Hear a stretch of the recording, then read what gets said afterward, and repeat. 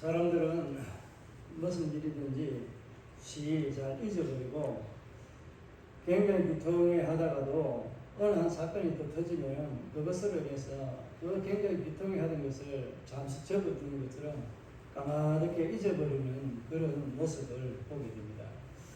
이게 보편적으로 사람들이 가지고 있는 특성이라고도 말할 수 있는데, 오늘 본문에서 보면은 사람들이 여인이 해산한 자기가 낳은 아이를, 젖먹는 아이를 어떻게 잊어버리겠어요? 젖을 먹일 때는 잘 안 잊어버립니다. 그죠? 젖을 먹일 때는 순간에 아이가 젖 먹을 때가 되고 이러면 젖이 돌아서 이제 이 통증이 오거든 한다고 이렇게 이야기를 하는데, 이게 젖이 차게 되면 그걸 짜줘야 되는데 그때 아이를 젖 먹일 때다 하기 때문에 잊어버릴 리가 거의 없다는 거죠. 그런데 장성하고 나면은 뭐 많이 잊어버립니다. 그냥 오늘 전화 안 오면 왜 전화 안 왔지? 뭐 이렇게 생각하지 않고 그냥 넘어가 버리는 거예요. 그리고 며칠 지나가도 며칠 만에 전화가 아직 없지? 뭐 이렇게 할 정도로 잘 잊어버립니다. 그죠? 시 잊어버리는 게 우리의 모습인데, 우리 하나님은 잊어버리지 않는, 그걸 안 하시는 하나님이라고 이렇게 말씀하고 있습니다. 오늘 본문은 제목은 속해 돌아오리라는 이스라엘의 회복을 말하고 있습니다. 8절부터 26절까지가 이 회복을 말하고 있는데 14절부터 26절까지 끊어서 말씀을 살펴봅니다. 돌아오게 하는데, 회복을 시켜주는데 우리 하나님은 어떤 방법으로 어떤 모양으로 회복시켜 주실 것인가 하는 것에 대해서 미리 오늘 말씀해 주고 있습니다.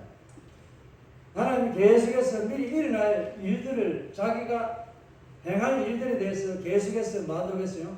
미리 말해주고 그 말해준 대로 하나님은 행하시는 하나님이시라는 것을 말씀하고 있습니다. 이것은 에베소서 2장 14절인가 15절인가 보면은 그렇게 말씀하고 있습니다. 하나님은 예전에 했던 것들을 그대로 준비해 놓은 대로 행하시는 하나님, 그 때와 그 시기가 되어서 이 일을 행한 것이라고 말씀하고 있습니다.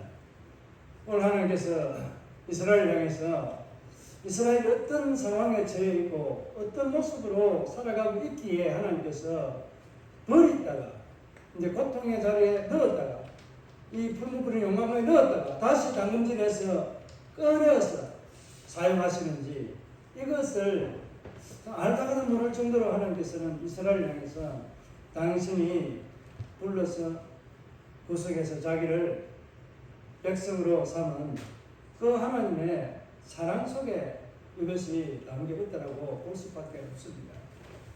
어느 인간이 이 세상에서 자녀들의 예명교육 하면은 그 자녀를 이쁘다고 어떻게 10번, 1000번, 1000번 이렇게 용서해주고 품어주고 할 부모가 있긴 있겠죠. 그죠? 일전에 말씀드린 것처럼 자녀가 상처 때문에 그 부모를 죽이게 됩니다. 근데 아버지는 죽고 어머니가 이제 자기가 죽을 때 돼서 아이가 어쩌다 잘못해가지고 그 손톱, 자기의 손톱을 그 자리에서 살짝 떨어져 나가게 되는 일을 이제 당한 거예요. 그런데 완전 범죄가 될 수도 있는 상황이지만 이게 단서가 남으니까 어머니가 마지막 강한 힘을 쓰면서 그 손톱을 집어삼킨 거예요. 나중에 부검하다 보니까 목에 식도에 걸려 있는 거예요. 미친데 내려가지도 못하고, 그런데 그 점에서 이제 숨을 다한 거죠. 미궁에 빠졌던 수사를 하다가 보니까 뭔가가 단서가 분명히 이 아들밖에 없는데 다른 사람들 왔다 갔다 한 사람도 없고, 아무리 해도 이 아들이 가장 유력한 용의자인데 손톱을 보니까 이 조금 잘려나간 걸 보니까 부검을 다시 하자고 하니까 부검을 한 결과 식도에 그게 걸렸을 거예요. 지금 무엇을 말하고 있는 거예요? 부모는요, 자식이 아무리 부모를 예쁘게 한다 할지라도 어떻게 한다고요? 그 자녀를 끝까지 용서하며 품고 잘 되기를 바라는 거예요. 그러니까 이게 어떻게 보면은 영화의 한 부분이었지만은 이게 정말 그 자녀를 사랑하는 마음이 맞을까? 죄를 지었으면 죄에 대한 당연한 대가를 치르고 새 사람이 되어야 되는데 그렇게 용서해 준다고 해서 새 사람이 될 수 있을까요? 물론 뭐 이거는 여러 가지 분분한 이야기들이 많이 논쟁거리라고 할 수 있는 이런 것들이 있습니다. 데이터도 이런저런 상황에서 많이 나옵니다. 대부분 모든 사람이 아무리 그렇게 품어준다 한다 할지라도 그 자녀가 선한 길로 돌아서기는 거의 만무합니다. 그게 안 들어옵니다. 한 번 간 그 길은 영원히 지옥행으로 끝날 때까지 떠나버리는 게 사람들의 죄악성이 너무나도 그 안에 강하게 작용하기 때문에 그런 결과를 맞이하게 된다고 저는 봅니다. 물론 선하게 바뀌는 사람들도 많이 있습니다만 대부분 이스라엘을 봐도 그렇고 오늘 저 여러분 교회식들 살아가는 우리도 마찬가지라는 것을 생각하게 되거든요. 하나님 약속합니다. 너희가 나를 버리고 떠났기 때문에 내가 너희를 새롭게 내가 믿음으로 내가 너희에게 이런 일들을 행하면서 반드시 그때가 되면은 누구를 세워서 내가 돌아오게 하고 할 건데 내가 이렇게 할 건데 너희들이 불만이 있나 물어보지는 않았습니다. 그런데 불만은 토합니다. 이런 말을 들었을 때 아니오시다 하나님 이렇게 하면 안 됩니다. 우리가 이렇게 하나님의 성민인데 이방인을 쪽팔리게 해서 어떻게 우리를 구원하는 일에 사용합니까? 우리 중에 누군가 모자라지만 해주세요. 이렇게 따지고 그렇게 하는 거예요. 악한 자 입에서 하나님 떠난 자들의 입에서 하나님께서 구원해주겠다는 것마다 감지덕지하고 예 감사합니다 하고 그 말을 믿고 받아들이고 순종해야 되는 것 아닌가요? 그럼에도 불구하고 이들은 불평과 원망을 하고 있는 거예요. 이것을 오늘 적나라하게 표현해주고 있습니다.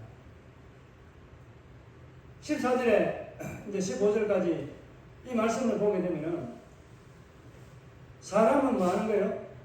하나님을 잊어버리는 거예요. 이 자녀를 비유하면서 너희는 자녀를 잊어버릴 수 있지만 나는 잊어버리지 않는다. 여인이 젖 먹이는 동안에 잊어버리지 않듯이 나는 잊어버리지 않는데 왜 잊어버리지 않는지 내 생각에 내 마음에 가두어둔 것이 아니라 우리 하나님은 어떻게 잊어버리지 않는다라고 말씀하고 있어요. 그의 손에 물론 하나님은 손이 있고 뭐 이렇게 표현은 나옵니다만 하나님은 그 손에다가 이스라엘 향해서 그 이름을 기록해 놓았다고 말씀하고 있습니다. 오늘 저와 여러분을 하나님은 우리의 이름을 하나님의 손바닥에 기록해 놓고 두고 보고 계시는 거예요. 우리 인생이 다 하면 다른 이름을 또 거기에 두고 보시겠죠.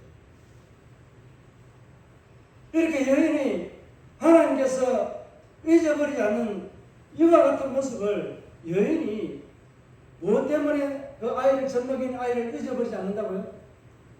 여러분 많이 경험하셨잖아요. 자녀를 놓았기 때문에 잘 아시잖아요. 이 젖이 돌아오거나 이렇게 할 때에 통증이 뭐 심한 사람 상당히 심하다라고 이야기하더라고요.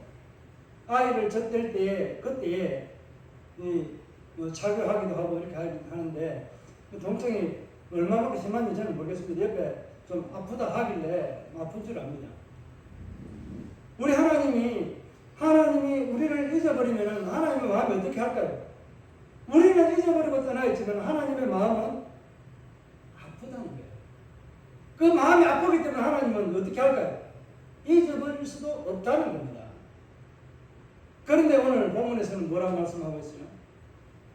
하나님은 내 손에 그것을 기록해가지고 너희가 영원히 그 성벽에 살아갈 수 있도록 내가 너희를 돌려보내겠다라고 그렇게 말씀합니다. 우리가 죄악 가운데 있을 때에도 하나님은 우리를 하나님의 자리로 하나님의 보좌 앞으로 불러주셔서 우리를 영원히 그 앞에 살아가도록 해주신다는 것을 의미합니다.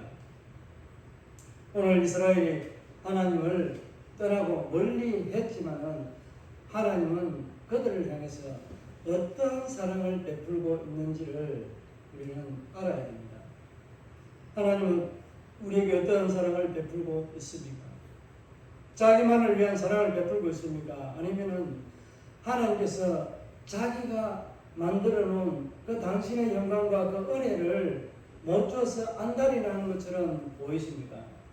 아니면은 하나님이 주기 아까워서 우리에게 이렇게 저렇게 변명하고 핑계대듯이 그렇게 하고 계십니까? 우리는 하나님을 잊어버릴지라도 하나님은 저와 여러분을 잊어버리지 않는다는 이 분명한 사실을 기억하시길 바랍니다. 14절 15절을 다시 한번 읽겠습니다.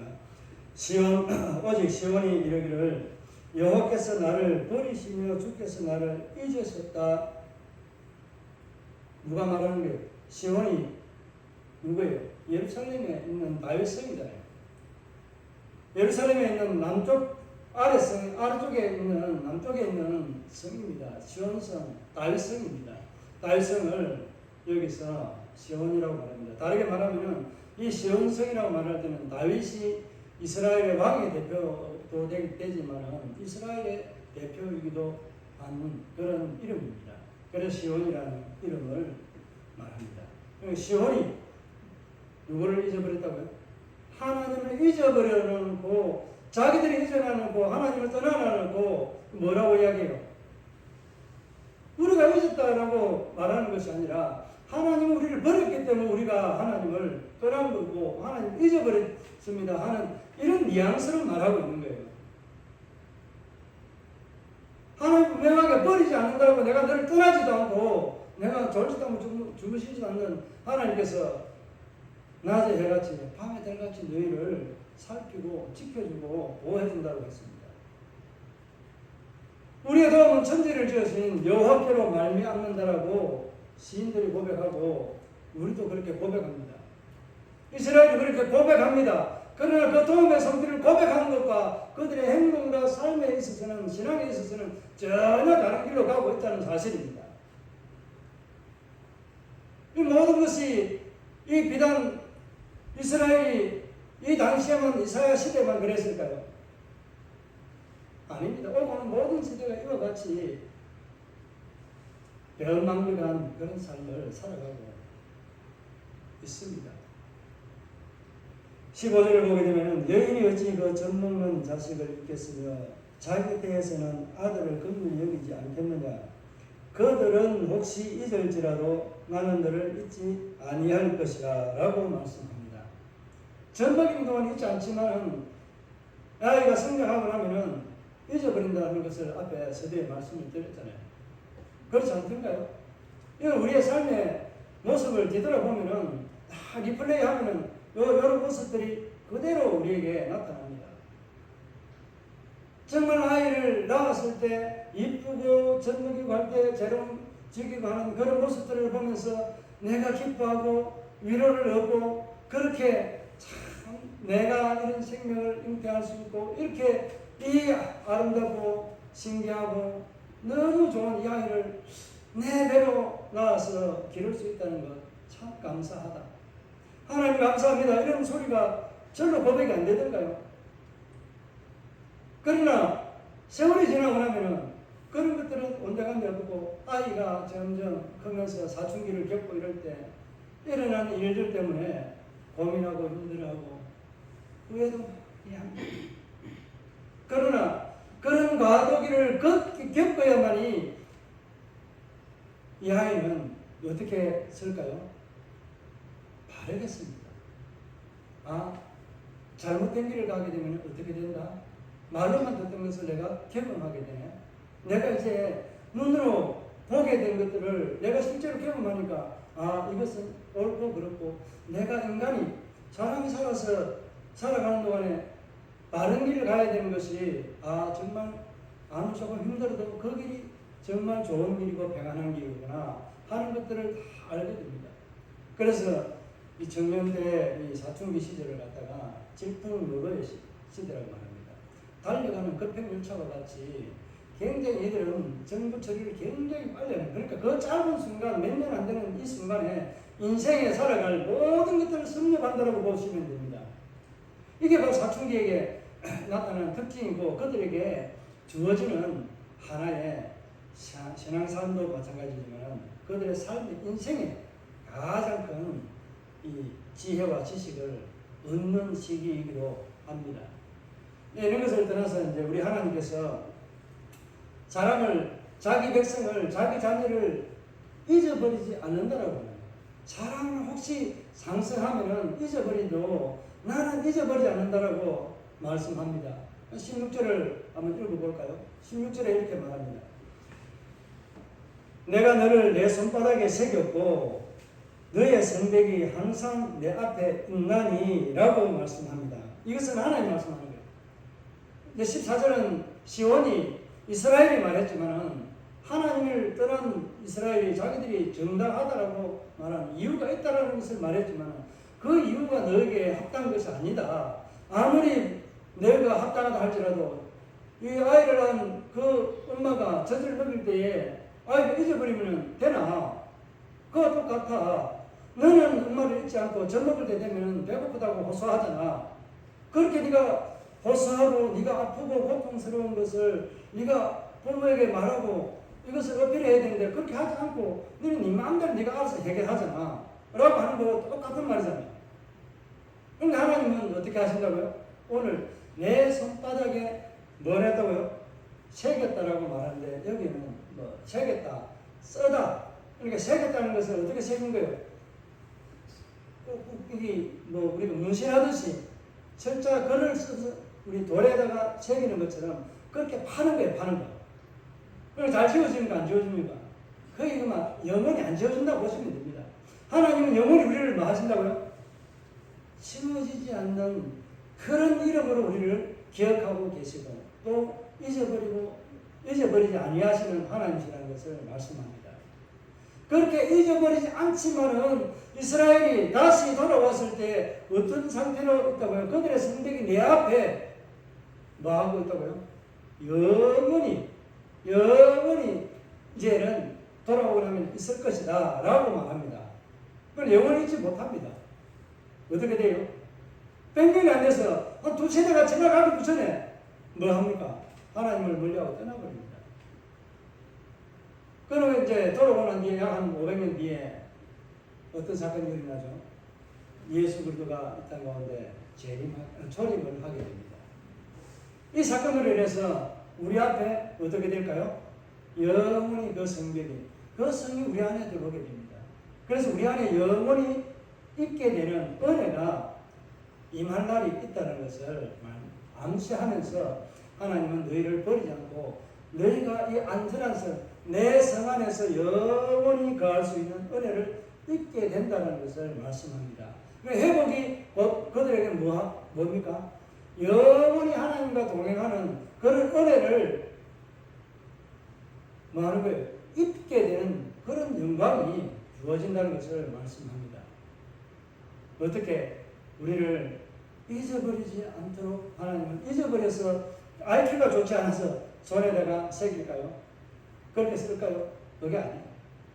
그만큼 우리를 잊어버리지 않고 내 한 사람, 내 이름을 기록하면서 하나님은 잊어버리지 않고 나를 향한 사랑이 계속해서 식지 않고 계속해서 흘러 넘치도록 우리에게 다가오게 된다는 것을 말씀합니다. 이런 은혜와 사랑을 받아 누리고 살아가는 저와 여러분의 삶에 하나님을 잊지 마시기를 바랍니다. 하나님을 떠나지 마시기를 바랍니다. 우리 주 예수 그리스도를 믿음으로 고백하면서 예수 그리스도 사랑을 고백하면서 하루 한 시간도 잊어버리는 그런 시간이 되지 않기를 바랍니다. 자, 내 자녀들은 빨리 걸으며 너를 헐며 너를 함께하게 하던 자들이 너를 떠나게 된다라고 말씀합니다. 이것은 어떤 의미를 말씀하고 있는 것 같습니까? 자녀들이 빨리 돌아온다. 속히 옛날엔 돌아온다고 했는데 빨리 돌아온다는 것은 어떤 의미가 있습니까? 그러니까 바벨론 포로에서 어떻게 돌아올까요? 고국으로 돌아온다는, 자기 집으로 돌아온다는 그 마음 때문에 돌아오는 걸음이 어떻게 될까요? 정말 내가 한시라도 빨리 가고 싶고 하루라도 빨리 가고 싶은 마음이 그들의 마음이 아닐까요? 바로 이 마음이 바로 그들에게 어떻게 한다고요? 빨리 듣는다라고 표현합니다. 그런데 그들은 빨리 돌아오는데 누가 추격해서 그러는 것이 아닙니다. 뒤따라가서 나를 죽이려고 하기 때문에 빨리 돌아오는 것이 막 피하듯이 돌아오는 것이 아니에요. 그러니까 그 뒤에 말씀을 보게 되면 이런 말씀을 하고 있어요. 너를 흘며 너를 헐며 하는 것은 예루살렘 성을 헐고 정복했던 우리의 가정을 파괴했던 그들을 또 두고 말합니다. 너를 황폐하게 하는 자들은 너를 떠나가게 된다라고 말씀합니다.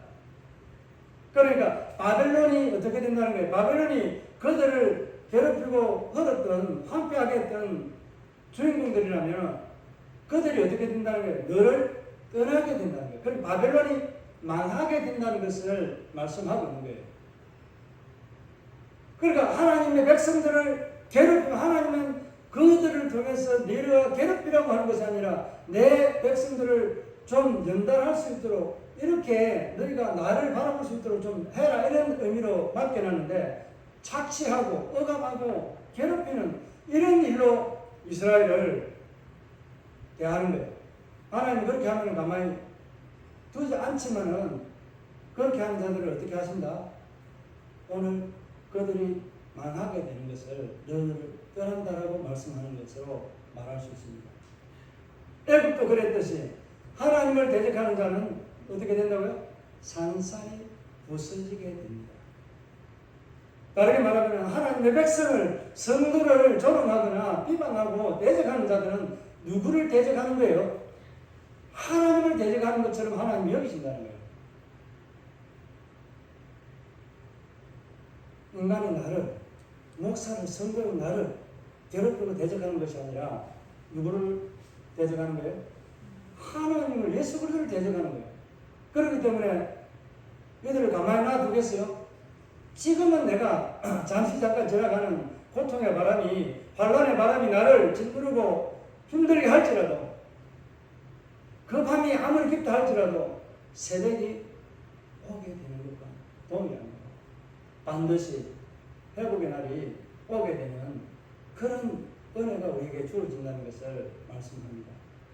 이렇게 하나님은 우리를 이스라엘을 통해서 회복시키는 은혜를 베풀겠다라고 말씀합니다. 그래서 또 18절을 보게 되면은 내 눈을 들어 사방을 보라 그들이 다 모여 내게로 오느니라. 나 여호와가 이르노라 내가 나의 삶을 두고 맹세한다라고 그렇게 표현하고 있습니다. 그리고 내가 반드시 그 모든 무리를 자식처럼 몸에 차며 그것을 뭐 한다고요? 뛰기를 신부처럼 할 것이라 하는 표현을 쓰고 있습니다. 여기에서는 다 모여 내게로 온다라고 이야기할 때 여기서 모여 온다는 것은 어떤 의미가 있을까요? 언약에 신실한 하나님, 언약을 이루시는 하나님, 언약을 성취하시는 하나님, 그 하나님이 언약의 자리로 돌아오게 되고 그 언약을 성취하는 자리에 있어야 될 계약했던 당사자들이 있어야 됩니다. 혼자 하는 것이 아니잖아요. 하나님 혼자 하시는 것이 아니라 그 계약한 당사자들이 있어야만 그 언약을 실행을 하게 됩니다. 그 실행할 때에 그들이 돌아오게 되는데 어떻게 한다고요? 하나님께서 보통 맹세할 때 어떻게 맹세합니까? 뭐 누구의 이름을 두고 뭐 자녀들은 우리 아버지의 이름 걸고 내 이름 숫자 걸고 할게 이러잖아요. 자기 이름 자기가 그러면 무엇으로 보존해요? 그거는 아니잖아요. 우리 하나님은 자기의 이름을, 자기의 삶을 두고 자기 이름을 두고 맹세해야 한다라고 그렇게 말씀합니다. 더 이상 맹세할 어떤 건덕지가 없잖아요. 최후의 맹세자인데 어떻게 그 뭐 다른 맹세자 이름을 댈 게 없잖아요. 뭐 우리나라처럼 지금 뭐 전 세계적으로 법원에 가서 보증 써가지고 이 건자를 잡듯이 이렇게 하는 정의를 세우고 하는 이런 법적인 일들을 할 그게 없잖아요. 하나님은 하나님의 이름 당신의 삶을 두고 내가 그렇게 하지 않는지 안 하는지 하는지 하나님이 아브라함과 이 언약을 맺을 때 하나님이 아브라함을 줄 때 하나님 혼자 그 쪼갠 사이로 지나가 버렸습니다. 만약에 아브라함이 지나갔으면 어떻게 됐을까요? 아브라함 약속을 어긴 적이 많습니다. 실패한 아브라함이라고 볼 수 있습니다. 그럴 때 어떻게 돼요? 약속을 어기면 아브라함이 죽었어야 됩니다. 그 하나님은 참 진짜 이렇게 복준다 해놔놓고 이상하게 지키지 못할 약속을 응? 하나님 그 언약이라고 해놓고 내가 어기니까 바로 죽여버리네. 세상 사람들이 그렇게 말하지 않을까요? 그 내가 어기면 내가 죽을게. 너는 그냥 내가 하는 대로 따라하면 돼. 이런 의미잖아. 우리 하나님은 이렇게 자기의 이름과 자기의 삶을 두고 내가 너희에게 베푸는지 안 하는지 행하는지 안 하는지 두고 봐라. 그렇게 하면은 내가 지금까지 말했던 것을 하게 되면은 너와 이방인 모두가 뭐 하는 거예요? 하나님을 여호와인 줄 알고 26절에서 말하는 것처럼 구속되는 거예요. 알게 되리라고 말합니다. 여기서는 고레스와 예수 그리스도 좀 뒤에 나오겠지만 지난번에 말씀드렸습니다. 고레스와 예수 메시아의 차이는 뭐라고 했어요? 고레스는 고토로 돌려보내는 국가적인 이 일들에 사람 돌려보내는 집으로 돌려보내는 일밖에 못합니다. 죄의 문제는 우리의 본성에서 있는 모든 이런 악들에 대한 그 죄성들을 제하지 못하고 해결하지 못하고 마음의 본성을 그대로 가지고 돌려보내는 일밖에 못합니다. 어디로? 예루살렘으로 다시 돌아오는 유다로 돌아오는 길밖에 못해줍니다. 그런데 메시아는 어떻게 해요? 우리 하나님 아버지께로 먼저 앞으로 돌려보내는 거예요. 그 사역이 메시아의 사역이 몇 가지를 지난번에 세 가지를 이야기했잖아요. 가장 먼저 유대인들을 이스라엘을 하나님 앞으로 돌려보내는 예루살렘 성으로 돌려보내는 것이 아니라 영원한 생명이 하나님 보좌 앞으로 돌려보내는 거예요. 하나님 앞으로 인도하고 돌이켜 돌아가게 하는 사역이고 그 다음에 이방인들을 하나님 앞으로 나아가도록 인도하는 사역입니다. 그리고 믿는 자들을 향해서 낙심하거나 이렇게 했을 때 이들을 계속해서 하나님 앞으로 나아가도록 인도하는 그런 하나님. 그렇게 돌려보내는 사역을 하는 분이 바로 메시아라고 말씀을 드렸습니다. 그 사역의 오늘 내용을 감당하면서 이스라엘을 향해서 하지만은 여기에 담겨있는 내용들은 이방인들을 향해서도 이와 같은 내용들이 담겨 있습니다. 마지막 절을 보게 되면 26절의 그 의미를 다 말하고 있거든요. 앞에 말씀 좀 드리지 않았지만 이스라엘 백성들이 돌아올 때 그 자녀들이 어떻게 한다고 했어요? 빨리 간다고 했잖아요. 빨리 가는 이유가 뭘까요? 추적해서 아니라고 그랬잖아요. 그럼 어떤 의미가 있을까요? 고레스가 돌려보낼 때에 지금 조서를 써가지고 야 너희들 이 이스라엘 백성들이 갈 때 너 건드리면은 어떻게 되는 줄 알아? 이 지구상에서 내 이름 너희 나라를 흔적도 없이 지워버릴 거야. 건드리지 마. 내가 명령한 거야. 이렇게 지키면은 말한 거나 마찬가지예요. 그러니까 주변에 국가들이 이스라엘 갈 때 뭐 하는 거예요? 아무도 손댈 수 없는 거예요. 그러니까 빠르게 지나갈 고향 가는 그 기쁨으로 달려갈 수밖에 없는 거예요. 고레스는 이런 일들을 해줬습니다. 우리가 천국을 향해 하나님 아버지 앞에 나아갈 때에 이런 기쁜 마음으로 빨리 달려가는 모습이 우리에게 있어야 하지 않을까요? 자, 19절은 이는 내 한패하고 적막한 곳들과 내 파멸을 당하였던 땅이 이제는 주민이 많아 좁게 될 것이며 너를 삼켰던 자들이 멀리 떠날 것이라고 앞에 말씀드린 것처럼 어떻게 해요? 너를 헐고 너를 한패하게 했던 바벨론을 망하게 되고 이제 이스라엘로 돌아온 이들이 포로를 잡혀갔을 때 이들의 모습을 이제 이와 같이 비교하는 거예요.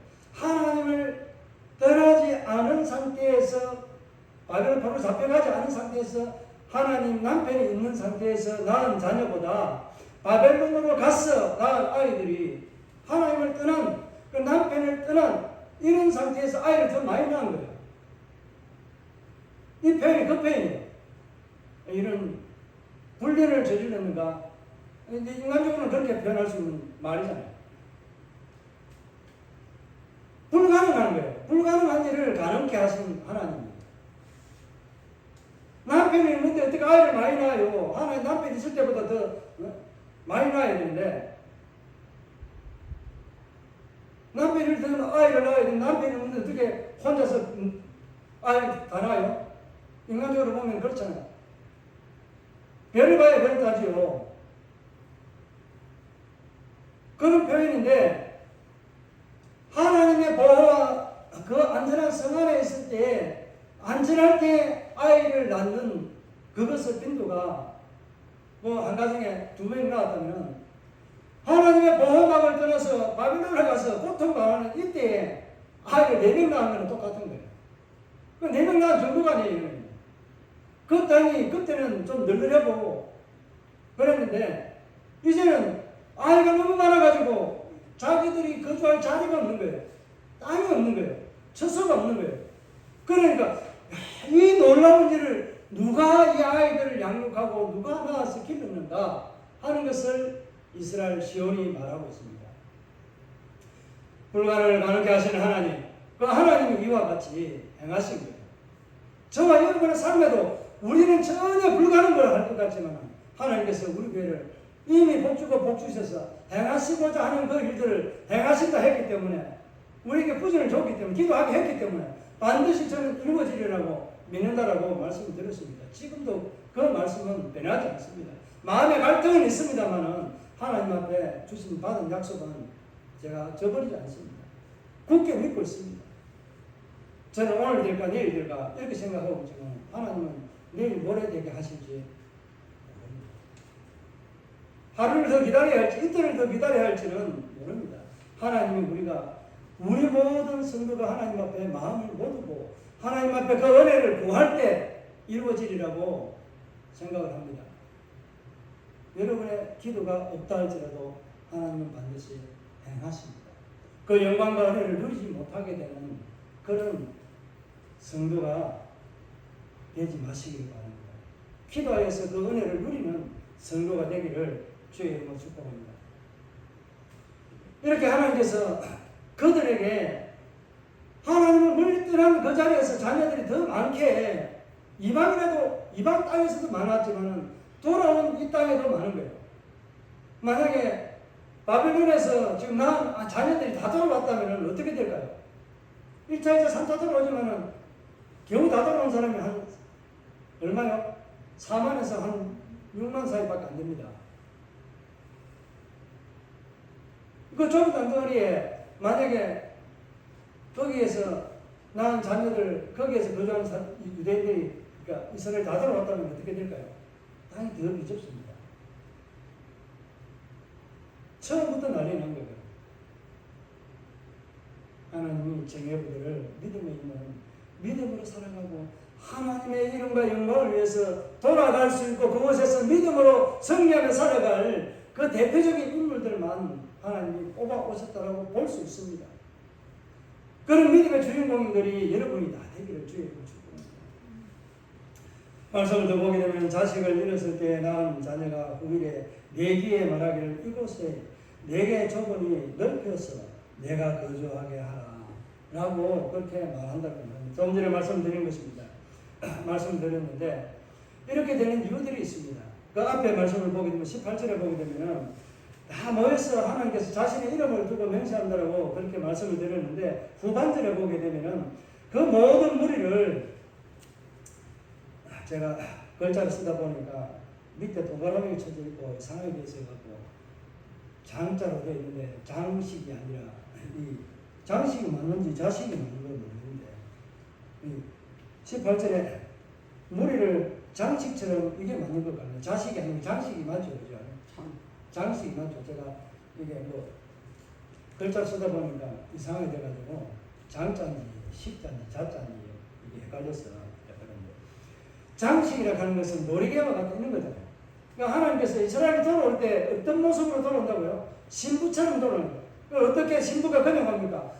화장도 안 하고 인적은 짓지도 않고 그냥 옵니까? 신부는 가장 좋고 아름답게 꾸미는 거잖아요. 가장 좋은 예물. 그러니까 자기가 구할 수 있는 가장 좋은 예물들이잖아요. 이런 것들을 가지고 돌아오게 되는 거예요. 가장 좋은 예물이 장식이 뭘까요? 근데 일반적으로 우리가 사람들이 생각할 때는 뭡니까?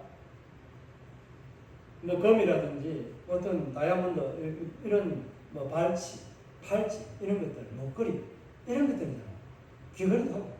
그런데 이거 이제 의역으로 이제 하면은 이 돌아오는 이스라엘에게 가장 좋은 장식은 무엇일까요? 예루살렘입니다. 예루살렘. 이해가 갑니까? 그들이 하나님을 가장 아름다운 예루살렘을 통해서 섬기는 장식으로 붙여주게 되면 그들의 이름이, 그들의 삶이 빛이 날까 안 날까? 하나님의 성전이 하나님이 함께하는 그 삶이 된다면 그 삶이 어떻게 돼요? 빛나잖아요. 돋보이잖아요. 존경스럽잖아요. 하나님 이와 같이 만들어주신다. 신부는 당일에 결혼하고 당분간은 굉장히 존대를 받습니다. 굉장히 많이 어떤 배려를 많이 해주고 그렇게 우리를 축하해주고 이쁘다 하고 안 이쁘도 실제는 안 이쁘도 이쁘다고 입이 닳도록 이야기해줍니다. 그날만큼 들어야 하지 않나요? 신랑 신부가 주인공인데 저 못났네. 신랑이 최고네. 저 아가씨가 영 그냥 머리도 저렇고 눈도 저렇네. 그렇게 하면은 아무리 그렇다 할지라도 실제 비평을 그렇게 하면 될까요? 아니잖아요. 그러니까 가장 아름다운 장식 예루살렘을 그들에게 장식으로 준다는 거예요. 가지고 온다는 거예요. 예루살렘에 붙어 있다는 거예요. 지금 이 시대에 우리에게 적용하면 뭘까요? 가장 아름다운 장식처럼 그렇게 우리에게 붙어 있다면 그 장식 바로 예수 그리스도잖아요. 예수 그리스도가 저와 여러분의 장식이 된 장식품으로 가지고 다니는 이런 전시품이 아니라 내 삶에 항상 동행하고 나와 함께 하시는 하나님, 그분이 내가 가지고 다니는 장식물처럼 장식처럼 그렇게 내 삶에 딱 들어박혀 있다는 거예요. 내 거니까 절대로 놓치지 않잖아요. 예수 그리스도 내 안에 들어가 있습니다. 절대 놓치지 마시길 바랍니다.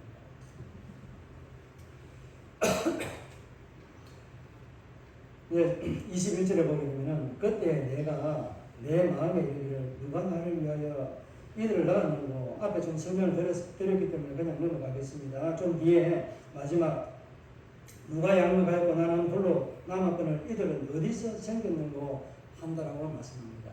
이들은 하나님께서 그들이 친히 그들의 양부모가 되어주고, 이제 인간적으로도 이런 부모들이 된 왕들이 그렇게 되는 모습들을 설명할 수 있습니다. 가령 에스더와 같은 이런 사람들이 이 양모가 되는 거예요. 그로 인해서 어머니와 같은 역할을 하잖아요. 그리고 고레스와 같은 사람이 양부가 되는 거예요.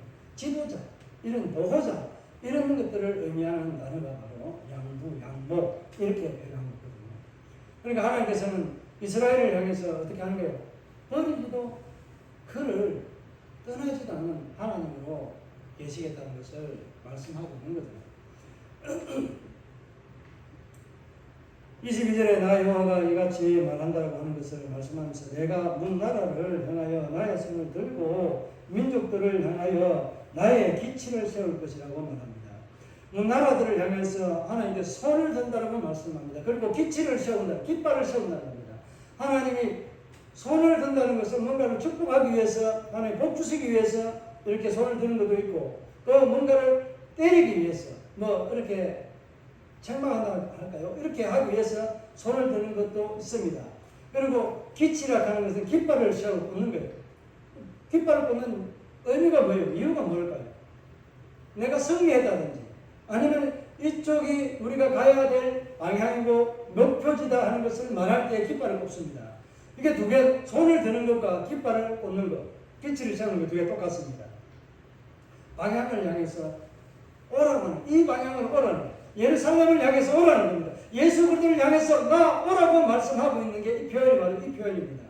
우리는 하나님께로 향해서 나아가는 이런 일들을 발걸음을 재촉하며 나아가야 되지 않을까요?